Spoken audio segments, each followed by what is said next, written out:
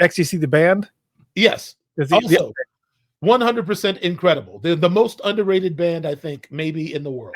Okay, so since we're going off that, because I very, very rarely find other XTC fans. I love Andy Partridge and the whole, and not, I mean, all of them are just incredible musicians.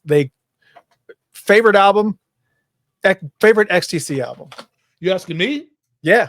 Well, the one that used to put me to bed and wake me up in the morning was English Settlement. Really? Double album. I'd play it. I had like one of those auto reverse cassette decks, and I'd put it in and I'd go to sleep and wake up and it just would still be going. I did that with a lot of records. Bitches Brew, I did that with. But yes, English Settlement is my favorite, but also the one I'm most familiar with. However, I just went on a complete tirade about Oranges and Lemons with my friend John Fields. Oh, great album. Who knows, he really is like together we talk about music like two 12-year-old nerds. Like what, just what excites us, Yeah. So we went on a whole thing and he was just like, dude, you got to get Black Sea, you got to listen to his Murmur is awesome. You got to I'm like, dude, there's so much music going on those records that I have to take time to digest. I had Drums and Wires too when I was a kid. Oh, that's the one they do the remake of All Along the Watchtower. Is it? Oh, it might be. That's the album before that. It's the album before that. It's they do this punk version of All. All right. No, this is the one with like Making Plans for Nigel. Yeah. Yes, Making Plans for Nigel.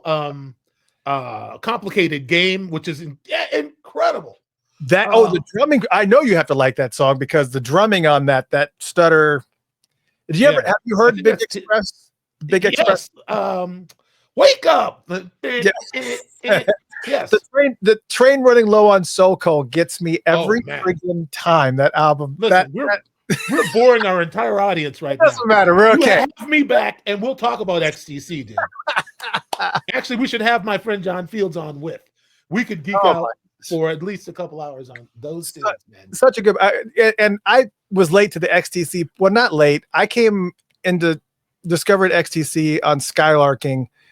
When they were playing Dear God on MTV, or Dear God, sorry to disturb you, but and the whole video of him chopping down the tree and people, it was just such a weird video, and I was just like, and the message, obviously being raised up in 80s Christian household, and to have this song that was like, what are you saying, dude? And it was just shock value. And then I just whatever. It's just great band. So our message, Michael and I's message to you is go check out an XTC album. Great band, great freaking band. Absolutely. I mean, if they want like the pop, I'd say Skylarking is a good bet. I mean, they just sound like they picked up where the Beatles left off, and even further. Like and I'll close with this. Just listen to the bass on Mayor of Simpleton. That thing is running so fast. Yeah,